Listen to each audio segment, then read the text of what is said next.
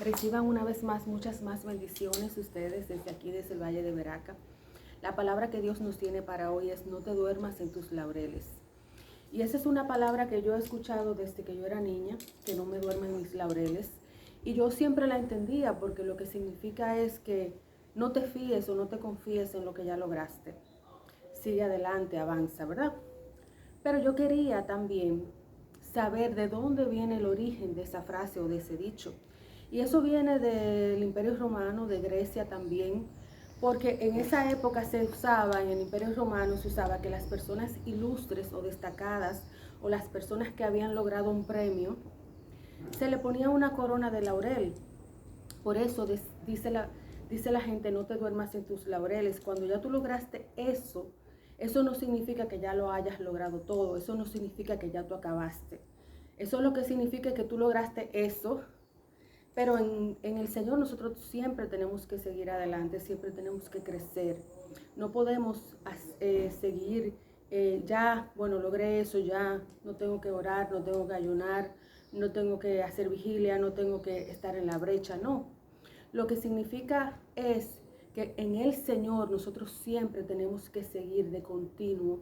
Mientras más llamado, mientras más compromiso, mientras más nosotros tenemos cosas para el Señor que hacer, mucho más nos tenemos que meter con el Señor. Entonces, muchos de nosotros nos ha pasado que nos hemos dormido, hemos logrado, por ejemplo, que ya el Señor nos levante a tal hora, o que el Señor nos dé sueños, o que el Señor nos dé visiones, o que ya, por ejemplo, nosotros hemos orado por un enfermo y ya se sanó. Y muchas veces nosotros con los dones, nosotros nos dormimos y ya nosotros pensamos que ya nosotros somos, como dicen aquí una frase, el papá opa de la matica. Entonces, el Señor nos dice que no. Nosotros siempre tenemos que seguir avanzando, siempre tenemos que seguir orando. Nosotros tenemos el ejemplo perfecto en la palabra, que era Jesús. Jesús decía que Él velaba y oraba y velaba y oraba. ¿Por qué Él lo hacía? Decía la palabra que tenemos que orar y velar para que no caigamos en tentación. Pero la palabra habla en segunda de Samuel. El Señor me trae a mí 11 una palabra que era del rey David. Y el rey David se durmió en sus laureles. Y dice la palabra que él no fue a la guerra, sino que él se quedó en su palacio ahí dando vueltas, y me imagino yo que chévere ahí. Y dice que cayó en tentación con una vecina que le quedaba cerca, que él la vio desde su balcón, que se llamaba Sabé.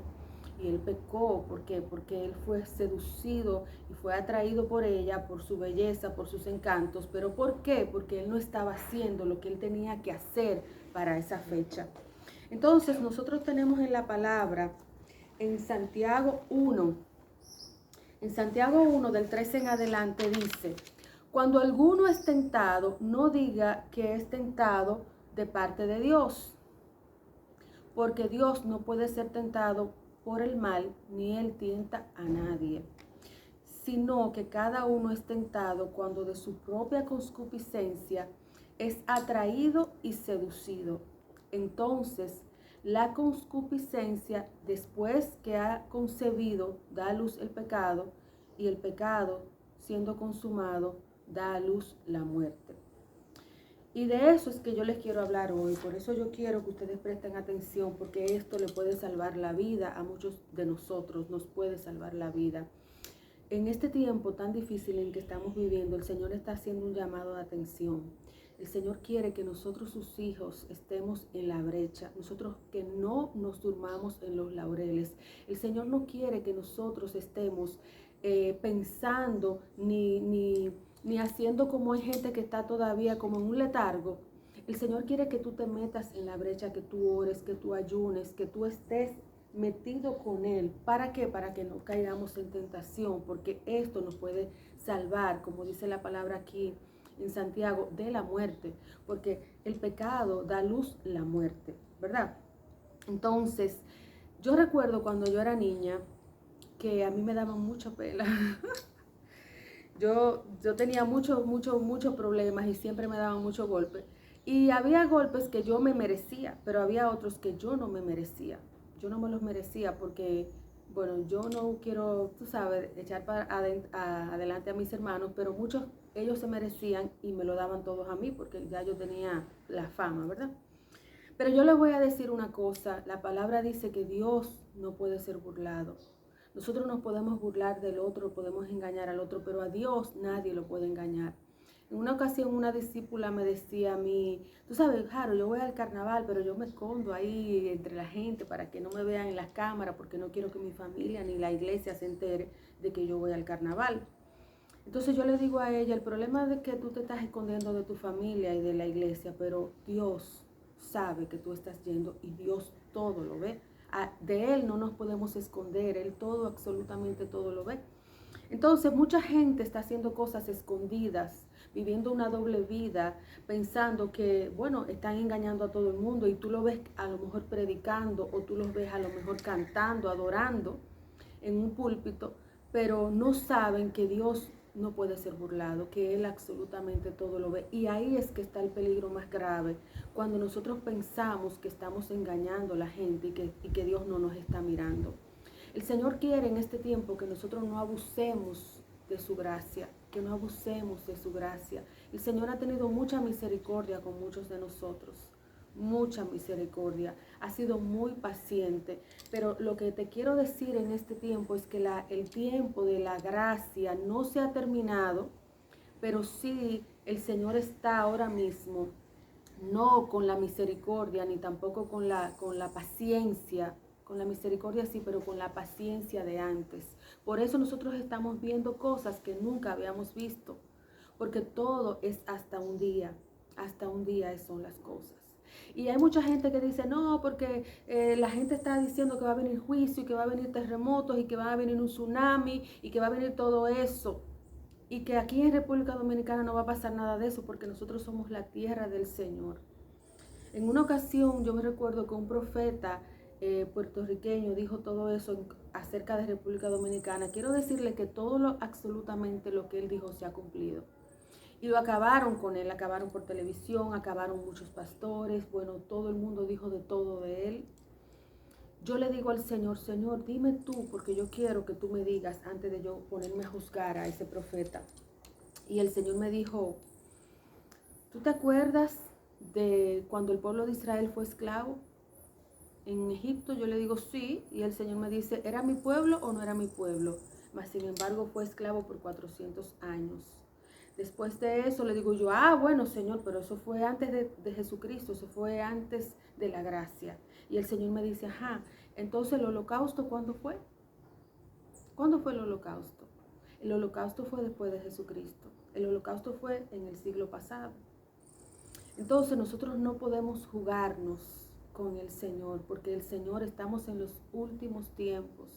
Y en los últimos tiempos, dice la palabra, yo se la voy a leer lo que dice en 2 de Timoteo 3. Yo le voy a leer lo que dice en 2 de Timoteo 3. Dice 3 del 1 al 5, dice: también debes saber esto, que en los postreros días vendrán tiempos peligrosos, porque habrá hombres amadores de sí mismos, avaros, vanagloriosos, soberbios, blasfemos, desobedientes, a los padres, ingratos, impíos. Se parece un poco a este tiempo eso. Sin afecto natural, implacables, calumniadores, intemperantes, crueles, aborrecedores de lo bueno, traidores, impetuosos, infatuados, amadores de los deleites más que de Dios. Se parece. Que tendrán apariencia de piedad, pero negarán la eficacia de ella. A estos evita. Entonces, dice la palabra que estos son unos tiempos peligrosos, los tiempos postreros. Estos son los tiempos postreros, son muy peligrosos. Nosotros tenemos que ponernos a cuenta con el Señor. No podemos seguir jugando a la iglesia, no podemos seguir jugando, queriendo tapar el sol con un dedo, cuando el sol no lo podemos tapar con un dedo. El Señor sabe lo que nosotros hacemos, cada uno de nosotros, cuando estamos solos. El Señor conoce nuestros pensamientos. El Señor sabe cuando nosotros tenemos malos pensamientos, cuando nosotros hacemos oraciones hechiceras, cuando hacemos oraciones que no agradan a Dios. Decimos que son oraciones porque oramos, pero en realidad son cosas que deseamos mal al otro. Y este es un tiempo en que el Señor quiere que nosotros nos pongamos a cuenta con Él, porque van a venir tiempos peores de lo que estamos viviendo ahora. El otro video que yo grabé, el que fue antes que este, yo le decía que a su tiempo el Señor iba a hacer todas las cosas que Él ha prometido a sus hijos. Él lo va a hacer. A sus hijos que sean justos, que estén correctamente delante de Él. Pero no espere nada bueno si usted no está en nada bueno con el Señor. Examinemos nuestros corazones y veamos qué está pasando con nosotros delante del Señor, porque es un tiempo muy difícil. Es un tiempo en que van a haber más muertes y hay mucha gente, y esto es una parte que no quería decir, pero el Señor me dice que la diga, que el Señor les ha librado de la muerte. En este 2020 que pasó, el Señor los libró de la muerte, los libró del COVID, le dio COVID y se sanaron. Pero si persisten en lo mismo, va a venir una muerte súbita y los va a matar. Así que es tiempo para que nosotros estemos a cuenta con el Señor. Es tiempo para que nosotros dejemos de estar queriéndonos burlar de Él, porque de Dios nadie se puede burlar. Yo les voy a decir que eso está en 1 de Juan 3:4. Dios no puede ser burlado. Ahora yo quiero hacer una oración. Padre, en el nombre poderoso de Jesús, yo vengo delante de ti, Señor, con terror y temblor, Señor, con esta palabra que tú me has dado, Señor. Una palabra, Señor, para el pueblo tuyo, una palabra para tus hijos, Señor. Una palabra, Señor, que es para que el que esté fornicando deje de fornicar, para que el que esté adulterando deje de adulterar, para que el que esté robando deje de robar, para que el que esté hablando mentira deje de hablar mentira, para que el que esté contemporizando, Señor, con cosas que a ti no te agradan, Señor, lo deje de hacer, para que dejen la brujería, la idolatría, Señor, la hechicería, Señor, para que cese, Señor, el coqueteo con el mundo, Padre. Yo te pido en el nombre de Jesús. Si una persona ahora mismo está viendo este video, no es por casualidad, Señor. Este puede salvarle la vida, Señor. Yo te pido en el nombre de Jesús que tú pongas el querer y el hacer, Señor, y que esa persona pueda arrepentirse de corazón. El Señor ahora mismo te dice que te arrepientas y tú solamente tienes que decirle, Señor, yo me arrepiento. En este día yo vengo delante de ti con un corazón contrito y humillado que dice tu palabra que tú nunca vas a despreciar. Yo te pido perdón y me arrepiento. Y te pido que tú borres mis rebeliones, mis pecados, Señor. Que tú borres, Señor, toda maldad, toda impiedad, Señor. La quites de mi vida en este día, en el nombre poderoso de Jesús. Que tú me limpies, Señor. Que tú me hagas nueva criatura, Señor. Quita de mí todo lo que no te agrada, Señor. En este día, Señor, yo te pido, Señor, perdón, Señor. Y yo quiero, Señor, ser como tú quieres que yo sea, Señor. Yo quiero ser un verdadero hijo tuyo, Señor. Yo quiero ser, Señor, como tú dices en tu palabra, que seamos nuevas criaturas, que las cosas viejas pasaron y aquí todas son hechas nuevas, Señor. Padre, yo te doy gracias, Señor, por cada uno, Señor, de lo que en este día, Señor, han recibido esta palabra, Señor, de parte tuya. Señor, yo te pido que tú los bendigas, Señor. Yo te pido, Señor, que seas tú, Señor, dando dominio propio, Señor, control, Señor, a cada uno, Padre, en el nombre que es sobre todo nombre, en el nombre poderoso de Jesús. Amén y amén.